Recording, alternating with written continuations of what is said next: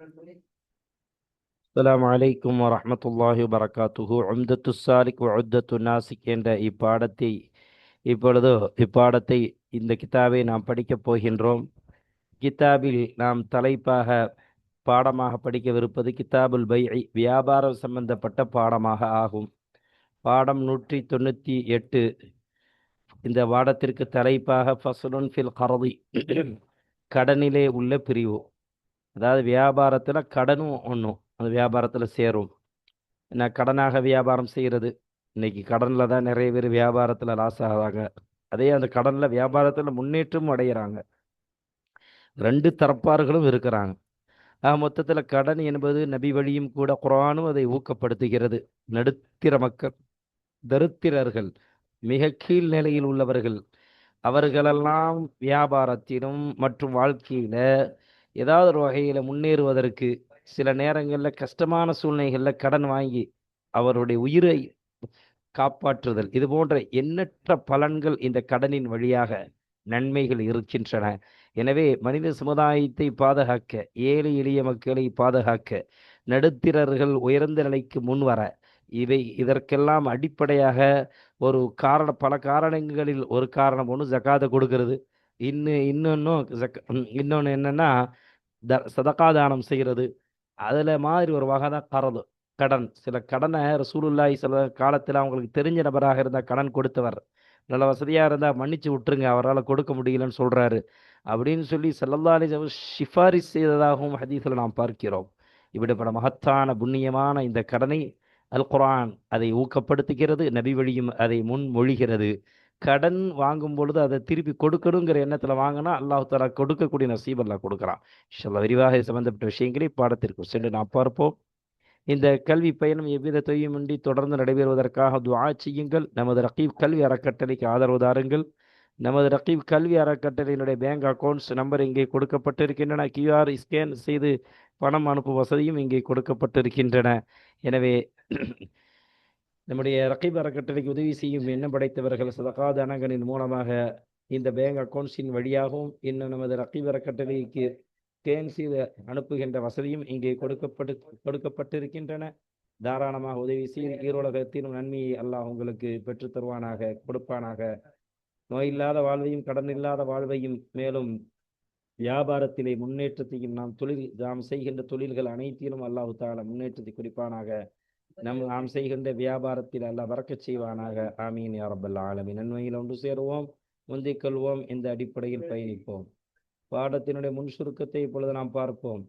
என்ன அல் கர்து, அதாவது கடன் என்பது மந்தூபுன், அது முஸ்தஹப்பாக ஆக்கப்படும், சுன்னத்தாக ஆக்கப்பட்டிருக்கின்றன. இலைஹி, அந்த கடன் வாங்குவதின் பக்கம், ஈஜாபின் கபூலின், ஈஜாப் கபூல் என்ற ரெண்டு விதமான இந்த சீகாக்களை கொண்டு, இந்த வார்த்தையை கொண்டு அந்த கடனின் பக்கம் அது கடனின் பக்கம் முஸ்தஹப்பாக அது சேர்க்கப்படும். இந்த ஈஜாப் கபூலை கொண்டு, ரெண்டு வார்த்தைகளை கொண்டு அந்த கடன் வாங்குவதின் பக்கம், கடனை வாங்குவதின் பக்கம், கடனை கொடுப்பதின் பக்கம் சுன்னத்தாக ஆக்கப்படும். ஈஜாப் கபூலை கொண்டு கடன் கொடுப்பது.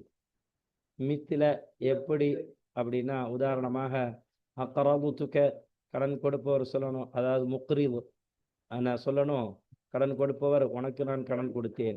அஸ்லஃப்துக்க, அதே மீனிங் தான், வார்த்தை தான் மாற்றம், முத்தராதிஃபான லஃபுது, வார்த்தையில் மாற்றம், மானாவில் ஒன்று, உனக்கு நான் கடன் கொடுத்தேன் என்று அவர் சொல்லுவார்.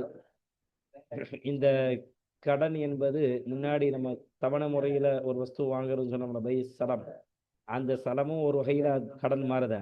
அந்த பை சலம் என்ற வியாபாரத்தில் எதுவெல்லாம் கூடுமோ அந்த ஒவ்வொன்றையும் கடனாக கொடுப்பதும் ஜாயிஸ்.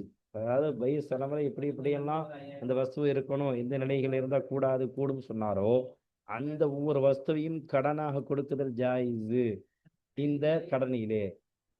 அப்போ இப்போ அப்போ அந்த மாதிரி ஒரு சூழ்நிலைகள் இந்த கடனில் இருக்குது.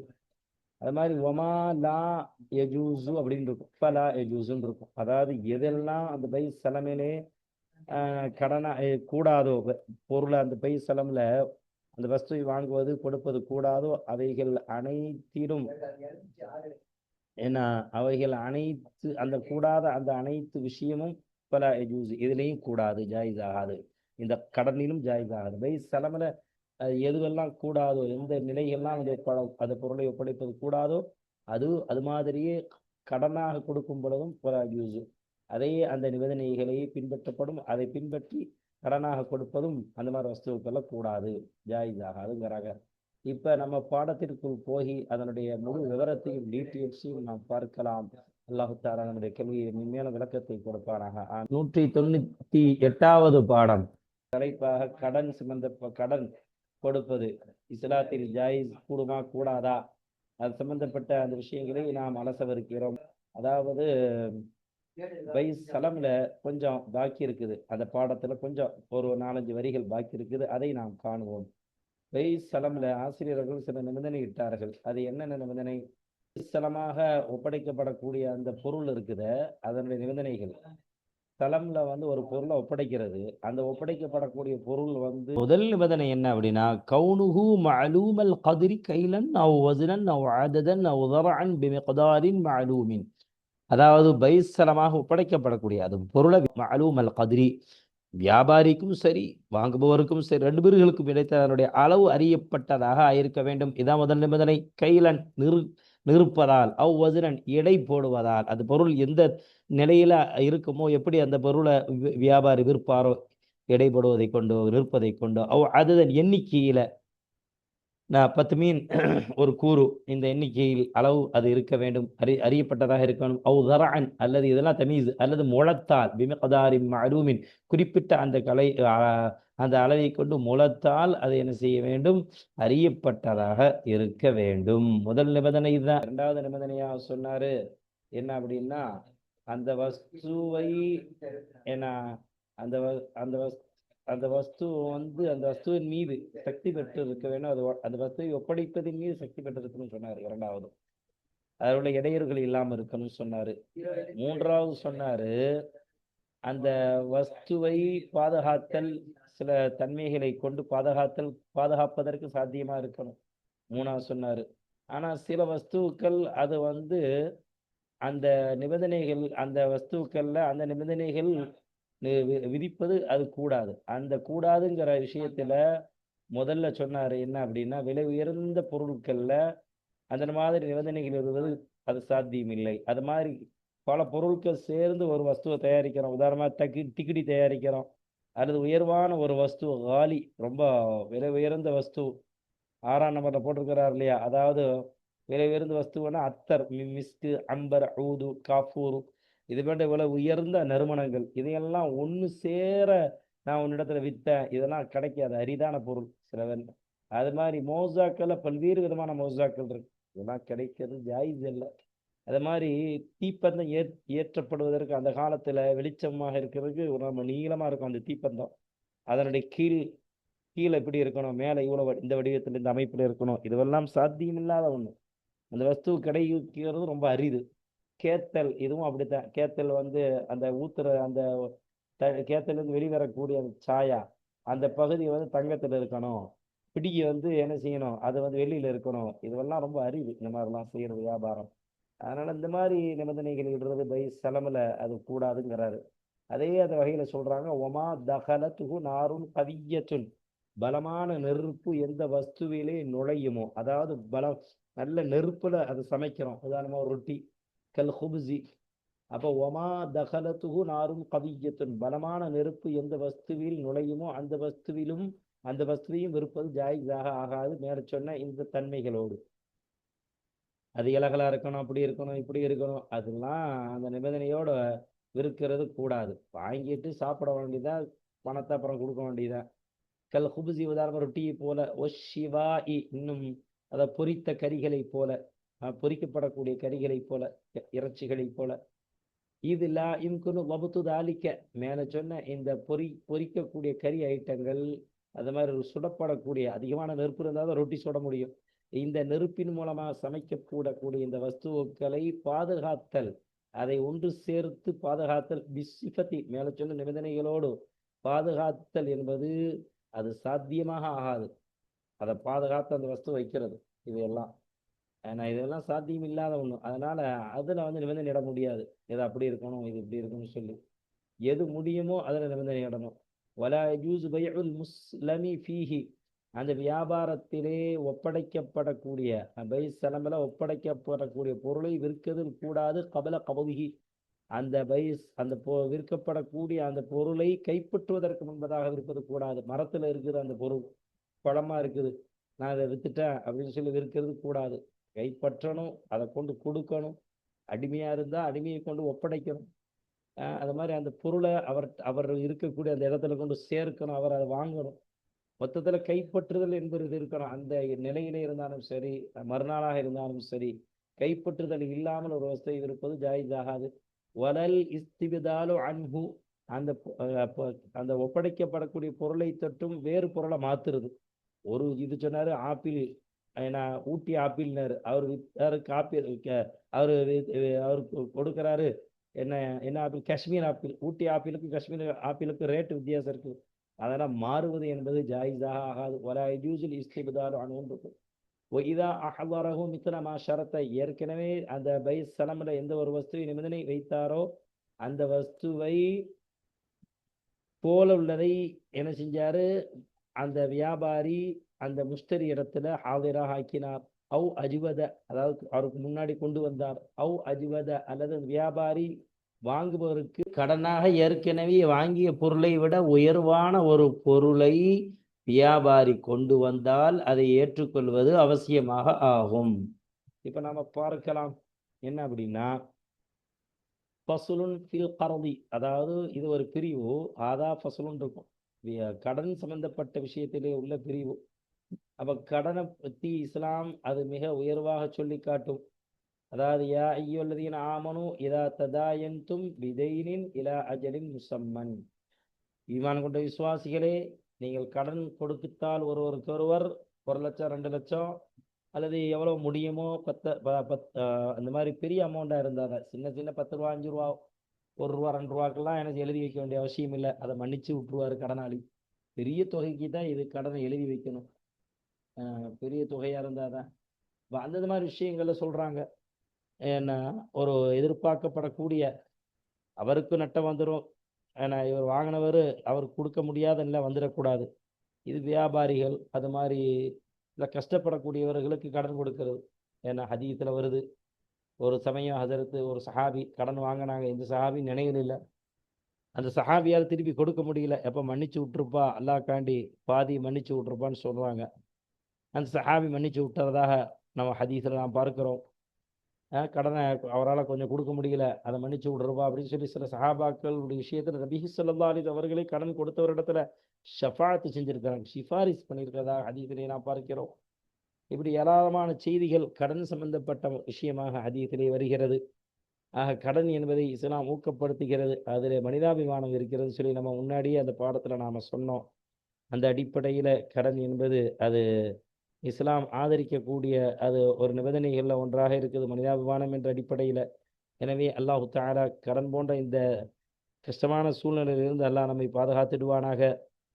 கடனை ஊக்கப்படுத்துகிறது இஸ்லாம். கடனை மன்னித்து விட்டால் அதை விட நன்மைகள் ஏராளம், அவருக்கு ஏராளமான கூலி இருக்குதுன்னு சொல்லி ஹதீஸில் வருகிறது. ஏன்னா ஹதீஸில் நாம் நிறைய விஷயமாக நாம் பார்த்து கொண்டிருக்கிறோம். யார் ஒரு அடியானுடைய கஷ்டத்தை நீக்குவாரோ அல்லாஹு தாலா கியாமத்துடைய நாளில் அவருடைய கஷ்டத்தை நீக்குவதாக ஹதீஸிலே நாம் பார்க்கிறோம். அப்போ அந்த அந்த அளவிற்கு கடன் கொடுப்பதை ஊக்கப்படுத்துகிறது. ஒரு மனிதனுடைய விஷயத்தில் பரிதாபப்பட்டு அவருடைய கடனை ஒருத்தர் மன்னிக்கிறார், அவருக்கு தர வேண்டிய கடனை கடன் கொடுத்தவர் மன்னிக்கிறார் என்று சொன்னால் பெரிய நன்மைகள் இருக்குது என்பதாக நாம் என்ன செய்கிறோம், ஹதீஸில் பார்க்கிறோம். ஏன்னா அப்போ இந்த மாதிரியெல்லாம் நபிகள் ஸல்லல்லாஹு அலைஹி வஸல்லம் காலத்தில் நடைபெற்ற நிகழ்ச்சிகள் ஏராளம் இருக்குது. ஏன்னா அந்த மாதிரி அப்போ கடன் என்பது அவ்வளோ கடனை நபி ஸல்லல்லாஹு அலைஹி வஸல்லம் அவர்களே வாங்கியிருக்கிறார்கள். ஏன்னா அந்நிய மதத்தை சார்ந்தவர்களிடத்தில் கூட நபி ஸல்லல்லாஹு அலைஹி வஸல்லம் கடனை வாங்கியிருக்கிறார்கள். எனவே கடன் என்பது இஸ்லாத்தில் அது வலியுறுத்தப்பட்ட ஒரு சுன்னத்து மட்டுமல்ல, அதை ஊக்கப்படுத்துகிறது. அந்த கடனை மன்னித்தால் பிறகு ஏராளமான நன்மைகள் கிடைக்கிறது. இப்படி நன்மைகள் ஏராளம் இருக்குது.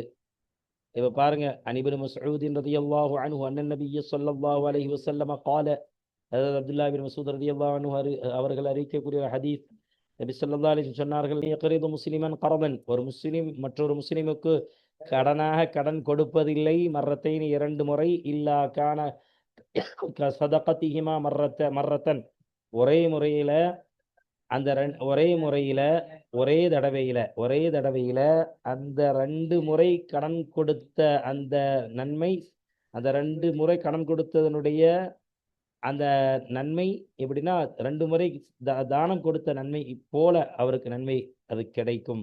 அது ஆகியிருந்தே தவிர எந்த ஒரு முஸ்லீமும் கடன் கொடுக்க மாட்டார். அப்படின்னா என்ன? 2 முறை கடன் கொடுத்தால் 2 முறை தான தர்மம் கொடுத்த மாதிரி அந்த முஸ்லீமுக்கு. அந்த அளவுக்கு கடனுடைய அந்தஸ்தை உயர்த்தி பேசுகிறது என்பதை நாம் புரிந்து கொள்ள வேண்டும். ஆனா இன்னொரு ஹதீஸ் நபிகள் அபூ ஹுரைரா ரலியல்லாஹு அன்ஹு அறிவிக்கிறாங்க, மன் நஃபஸ அன் அகீஹி குர்பத்தன் மின் குர்பத்தி துன்யா, யாரு தன் சகோதரனை விட்டும் உலகத்தினுடைய சிரமத்திலிருந்து ஒரு சிரமத்தை நீக்குவாரோ, நஃபஸல்லாஹு தஆலா அன்ஹு பிஹா குர்பத்தன் மின் குர்பி யௌமில் கியாமத்தி, அல்லாஹ் உயர்ந்த அல்லாஹ்வாகிறவன் அந்த முஸ்லீம், எந்த மனிதன் முஸ்லீமான அந்த மனிதனுடைய சிரமத்தை நீக்கிறார், அந்த முஸ்லீமான மனிதனை தொட்டும் பிஹா அந்த சிரமத்தை நீக்கிய பகரமாக அல்லாஹ் நீக்குவான். சிரமத்தை, கியாமத்துடைய சிரமத்திலிருந்து உள்ள சிரமத்தை அல்லாஹ் நீக்குவான்.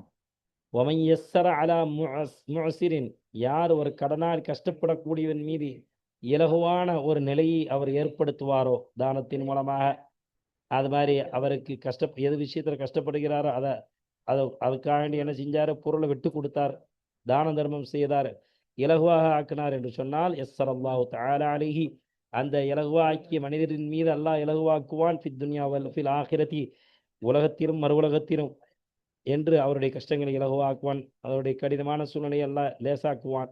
வல்லாஹு தஆலா உயர்ந்த அல்லாஹ்வாகிறவன் ஃபி அவுனில் அப்தி, என ஒரு அடியானுக்கு உதவி செய்வதிலே உயர்ந்த அல்லாஹ்வாகிறவன், மாக்கான அப்து ஃபி அவுனி அஹீஹி, ஒரு அடியானுக்கு அல்லாஹ் உதவி செய்து கொண்டே இருக்கிறான். அந்த அடியான் அவனுடைய சகோதரருக்கு, அவனுடைய மற்றொரு சகோதரனுக்கு உதவி செய்யும் காலமெல்லாம் அல்லாஹ் அந்த அடியானுக்கு உதவி செய்து கொண்டிருக்கிறான் என்ற பிரபலமான ஹதீஸ்கள் இருப்பதினால் கடனை இஸ்லாம் ரொம்ப ஊக்கப்படுத்துகிறது.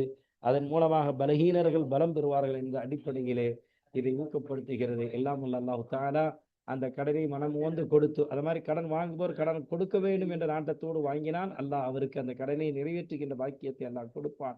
அப்படி கொடுக்க முடியாத பட்சத்தில் அல்லாஹ் தஆலா கடனாளியோட உள்ளத்துல இறக்கத்தன்மையை போட்டு மன்னிக்கக்கூடிய தன்மையை அல்லாஹ் வச்சிருவான். பிஸ்மில்லாஹிர் ரஹ்மானிர் ரஹீம். இப்பொழுது நாம் பாடத்திற்குள் செல்வோம். ஃபஸ்லுன் ஃபில் கர்தி, இது ஒரு பிரிவு, கடன் கொடுப்பதிலே உள்ள பிரிவு. இப்ப வாங்க நம்ம பாடத்தை பார்ப்போம். அல் கரது மன்தூபுன் இலைஹி பி ஈஜாபின் வ கபூலின் மித்லு அக்ரதுக அவ் அஸ்லஃப்துக. இப்ப வாங்க, அல் கரது கடன் என்பதாகிறது, கடன் கொடுப்பது, மன்தூபுன் முஸ்தஹப்பாக சுன்னத்தாக வலியுறுத்தப்பட்ட சுன்னத்துன்னு சொல்லி சில நம்முடைய ஷாஃபி இமாம் சொல்றாங்க ஷரஹல, வலியுறுத்தப்பட்ட சுன்னத்தாக ஆகும். இலைஹி அந்த கடனின் பக்கம் முஸ்தஹப்பாக ஆக்கப்படும். பி ஈஜாபின், ஈஜாப் என்ற வார்த்தையை கொண்டும், வ கபூலின், கபூல் என்ற வார்த்தையை கொண்டும் முஸ்தஹப்பாக ஆக்கப்படும். ஈஜாப் கபூலுனா என்ன அப்படின்னா, ஈஜாப்னா என்ன? நிக்கால சொல்லி கொடுத்த மாதிரி, சொல்லி கொடுக்குற மாதிரி, ஹத்தீபு இமாம், நான் உனக்கு இந்த பெண்ணை நிக்க மனம் முடிச்சு கொடுக்குறேன், நீ ஏற்றுக்கொண்டாயங்கிற மாதிரி. அக்கராது துக்க, உனக்கு நான் இந்த பொருளை கடனாக கொடுத்தேன். அவ் அஸ்லஃப் துக்க, உனக்கு இந்த பொருளை நான் கடனாக கொடுத்தேன் என்று சொல்வதை போல. அப்ப இதன் பக்கம் இந்த வார்த்தை, இந்த ஈஜா கபூல் என்பதை கொண்டு அந்த கடனின் பக்கம் முஸ்தஹப்பாக ஆக்கப்படும். இந்த ரெண்டு இடையில அந்த கடன் முஸ்தஹப்பாக ஆக்கப்படும். அப்ப அவர் அதை கைப்பற்றி வாங்கி கொள்வார். அதுதான் இதனுடைய முறை. ஏன்னா அதை நான் பெற்றுக்கொண்டேன், அவங்க சரக்கு பெற்று கொடுத்தீங்க அப்படி நான் முன்னாடி இருந்தால் கையில் கொடுப்பாரு, அதே சொன்னதற்கு சமம். அவர் கையில் கொடுப்பாரு, இவர் வாங்கிக்கிடுவார். அதான் ஈஜாப். ஒன்றும் ஈஜாப் கினாயாவை சைக்கினையாவை சொல்கிறது, அவர் கொடுக்கறதே ஈஜாப் மாதிரி. அது மாதிரி நான் பெற்றுக்கொண்டேன் அப்படி சொல்ல மாட்டார், நான் உனக்கு விற்று விட்டேன்னு சொல்ல மாட்டார். இவர் பணம் கொடுப்பாரு, வாங்கிக்கிறார், பில்லை கொடுப்பாரு. இதுதான் ஈஜா கபூருடைய இந்த நிகழ்காலத்தினுடைய நடைமுறை. நம்ம நவீனமாக ஆக்கப்பட்டுச்சு, பில்லை கொடுத்துருவாங்க, அவரும் வாங்கிக்கிறாரு. இதுதான் அந்த இடத்துல கபூல் இருக்கு மொத்தத்தில். அதை பின்னாடி சொல்றாரு. வயஜூசு கரது குல்லி மா யஜூசு சலமு ஃபீஹி, எந்த வியாபாரத்திலே மாவை பார்த்து மீறுது ஃபீஹுல் தமீர், எந்த வியாபாரத்திலே பை சலம் ஒரு பொருளை ஒப்படைப்பது ஜாயிஸாக ஆகுமே. பை சலம் முன்னாடி சொன்னோம் 187வது பாடத்துல, இது 188வது 197வது பாடத்துல, இது 198வது பாடம். அப்ப பை சலம் எதிலே ஜாயிஸாக ஆகுமோ அப்படிப்பட்ட ஒவ்வொரு அந்த வியாபாரத்தில் கடன் கொடுப்பது ஜாயிஸாக ஆகும். ஒமா லா யஜூசு ஃபலா யஜூசு, அதாவது பை சலமுல எந்த எந்த வியாபாரம் பை சலமுல ஜாயிஸ் இல்லையோ, எந்த முறையில் வியாபாரம் செய்தால் அந்த ஒவ்வொரு முறையிலையும் கடன் கொடுப்பதும் ஜாயிஸாக ஃபலா யஜூஸ் ஜாயிஸாக ஆகாதுங்கிறார். ஒமாலா யஜூசு ஃபலா யஜூசு, அதாவது அந்த மாதிரி எதில் கடன் பை சலமுல எதெல்லாம் பை சலமுல அந்த தவணை முறையில் கொடுப்பது கூடாதோ அந்த ஒவ்வொரு வியாபாரத்திலும் கடன் கொடுப்பதும் கூடாதுங்கிறார். வாங்க இவன் நம்ம உள்ள போய் ஆய்வு செய்வோம். இது விஷயமாக முஸ்லிம் ரஹ்மத்துல்லாஹி ஆய்வு செய்கிறாங்க, நாமளும் அவங்களோட சேர்ந்து ஆய்வு செய்வோம். வலா யஜூஸு ஃபீஹி ஷர்த்துல் அஜலி, இந்த வியாபாரத்திலே தவணையை, இந்த கடன் வியாபாரம் இல்லை, இந்த கடனிலே ஃபீஹி இருந்து கடன், ஃபீஹுல் தமீர் கரது, இந்த கடனிலே ஜாயிஸாக ஆகாது. ஷர்த்துல் அஜலி, அதாவது தவணை என்பதை நிபந்தனை இடுதல் ஜாயிஸாக ஆகாது. ஏன்னா அது கூடாது. இந்த கடனாக பெற்றுக்கோ, எவ்வளோ சீக்கிரமாக தர முடியுமோ தந்துரு. ஆனால் சில நேரங்களில் இவர் வாங்கக்கூடியவர் சொல்லுவார், நான் சீக்கிரமாக தந்துடுவாங்க, எவ்வளோ முடியுமோ அவ்வளோ குயிக்காக தந்துடுவேன், நான் அடைச்சிடுவாங்க கடனை அப்படின்னு சொல்கிறது. அது மாதிரி வலா ஷருத்து ஜர்ரி மன்ஃபஅத்தின், அதாவது ஒரு பிரயோஜனம் பெறத்தக்க அந்த முறையை இழுத்து வருதலை, பிரயோஜனப்படக்கூடிய அந்த ஒரு வார்த்தையை இழுத்து வருதல், அந்த வார்த்தையை சொல்லுதல், கொண்டு வருதலை கொண்டு நிபந்தனை இடுதல் ஜாயிஸ் ஆகாது. அதாவது நான் திருப்பி தர்றேங்க, கொஞ்சம் கூடுதலாக தர்றாங்க அப்படின்னு சொல்லி இந்த மாதிரி ஒரு வார்த்தையை சொல்றது இது கூடாது. அப்படி அது லஞ்சமாயிடும், அது கடனாக ஆகும். இஸ்லாம் சொல்லக்கூடிய கடனா மனிதாபிமானத்தில் அடிப்படையில் இருக்கணும். அந்த கடனை திருப்பி கடன் வாங்குவர் திருப்பி நான் கொடுக்கணுங்கிற எண்ணத்தில் வாங்கணும். கடன் கொடுப்பவர் அது மாதிரி நல்ல எண்ணத்தில் கொடுப்பார். நான் உண்மையிலேயே அவர் நல்ல மனிதராக இருந்தால் அவரால் அந்த ஏழையால் திருப்பி கொடுக்க முடியல அப்படின்னா, கஷ்டப்படக்கூடிய நபரால் கடன் வாங்கியவரால் கடனை ஒப்படைக்க முடியலன்னா பாதி தாப்பா அப்படிம்பாரு. இன்னும் நல்ல வசதியாக இருந்தால் சரிப்பா, அதை நான் உனக்கு ஜக்காத்தா ஆக்கிற தானமாக கொடுத்துட்றேன்னு சொல்லி விட்டு கொடுத்துருவார். கரத்தி, வாங்க கீழே, கரத்தில் அஜுவதி, இவர் ஒரு பொருளை வாங்கியிருந்தார், நான் கடனாக ஒரு பொருளை வாங்கியிருந்தார். கடன் அடிப்படையில் உதாரணமாக கடனில் ஒரு குதிரையை வாங்கியதார், உயர்ந்த வகை குதிரையை திருப்பி கொடுப்பதை போல. இந்த மாதிரி பிரயோஜனம் உள்ள வஸ்துவை என்ன செய்யக்கூடாது, நிபந்தனை இடக்கூடாது. அவ் அலா அன் தபிஅனி அப்தக பிகதா ஃபஇன்னஹு ரிபன், அல்லது இப்படி சொல்றது, அவர் இப்படி சொல்றார், அது வட்டி மாதிரி ஆயிருங்கிறாரு. சாதாரண வஸ்துவை வாங்கிட்டு திருப்பி கொடுக்கும்போது நல்ல விலை உயர்ந்த வஸ்துவை நான் தருவேன் என்று நிபந்தனை இட்டால் வட்டிக்கு சமமாயிரும், லஞ்சத்திற்கு சமமாயிரும். அவ் அலா அன் தபிஅனி அப்தக, அல்லது என்னிடத்துல நீ வியாபாரம் செய்ய வேண்டும், அப்தக உனது அடிமையை என்பது மீது, கதா இவ்வாறே, அதாவது இவ்வளவு தொகைக்கு என்று என்பதின் மீது திருப்பி கொடுப்பதை போல. நீ இப்படி வியாபாரம் செஞ்சுட்டா நான் உனக்கு திருப்பி என்ன செய்யறேன், எக்ஸ்ட்ரா என்ன செய்யறேன், நீ அடிமையை கொஞ்ச நாளைக்கு தான் நான் தரேன், அந்த அடிமையை இவ்வளோ தொகைக்கு தந்துட்டீங்கன்னா திருப்பி தரும்போது கொஞ்சம் தொகையை சேர்த்து தர்றேன் அப்படின்னு சொல்றது. இந்த மாதிரி நிபந்தனை இடுதல் அந்த கடனிலே கூடாது. கடன் அடிமையை கடனாக வாங்கினேன், அந்த கடனை திருப்பி கொடுக்கணும், அதை விட நான் அதிகமாக தர்றேன் அப்படின்னு சொல்லி அந்த அடிமையை வியாபாரி விற்குதல் இருக்குதா, ஃபைன்னஹு ரிபன், இது வட்டிக்கு ஒப்பாக ஆகிவிடும். எனவே அந்த மாதிரி வியாபாரம் செய்வது கூடாது, ஹராமாயிரும். ஃபைன் ரத்த அலைஹி அல் முக்தரிது, கடன் வாங்கியவர், முக்ரிதுனா கடன் கொடுத்தவர், முக்தரிதுனா கடன் வாங்கியவர், கடனாளி. அந்த கடனாளி அந்த கடன் கொடுத்தவரின் மீது திருப்பி கொடுத்தால் அஜ்வத மின் கைரி ஷர்த்தின், நிபந்தனை இடாமல், ஏற்கனவே நிபந்தனை இடாமல் இவர் பிரியப்பட்டு உயர்வான அந்த வஸ்துவை கொடுத்தால், திருப்பி கொடுக்கும்போது அந்த கடன் கொடுத்தவருக்கு கொடுத்தால், கடன் கொடுத்தவரின் மீதுனா கடன் கொடுத்தவருக்கு கொடுத்தால் ஜாஸ, இது கூடும் அப்படின்னு சொல்றாரு. ஆக இந்த மாதிரி கடனாளிக்கு கடன் கொடுத்தவர் அவர் அதிகப்படியாக எதிர்பார்க்க கூடாது, எதிர்பார்த்தால் வட்டிக்கு அது நிகராக ஆகிவிடும், அது அந்த வியாபாரம் ஹராமாக ஆகிவிடும். நிபந்தனை இல்லாமல் கடன் வாங்கியவர் திருப்பி கொடுக்கும்போது கடனை திருப்பி கொடுக்கும்போது கொஞ்சம் அதிகமாக கொடுத்தார், அல்லது விருந்து வச்சு அந்த கடனை கொடுத்தார், நல்ல வயிறார சாப்பிட வச்சு கஷ்டமான நேரத்தில் உதவி பண்ணப்பா, இந்தப்பா நல்லா சாப்பிடுப்பா, இந்தப்பா வச்சுக்கப்பா அப்படின்னு சொல்லி விருந்து வச்சு கொடுத்தார், கண்ணியமாக கொடுத்தாருன்னா இது கூடும். அல்லது அவர் கேட்காமலேயே ஒரு 1000 ரூபாய் எக்ஸ்ட்ரா கொடுத்தார், கஷ்டமான நேரம் உதவணும்னு சொல்லி கேட்காம கொடுக்கணும், எதிர்பார்க்க கூடாது. அவர் வேண்டான்னு சொல்லணும், இது நான் சந்தோஷமா தர வச்சுக்கணும்னு சொல்லணும். இவர் இந்த அடிப்படையில் கூடும். எல்லாம் வல்ல அல்லாஹ்வினுடைய அருளால் இன்று நாம் 198வது பாடத்தை நாம் கண்டோம். இனி 199வது பாடத்தை யஜூஸ் ஷர்த்து ரஹனி வல் வாமினி என்ற இந்த வார்த்தையிலிருந்து காணுவோம். இதே இந்த கடன் என்ற தலைப்பினின் கீழ். வல்லாஹு முஸ்தஆன் வல்ஹம்துலில்லாஹி ரப்பில் ஆலமீன்.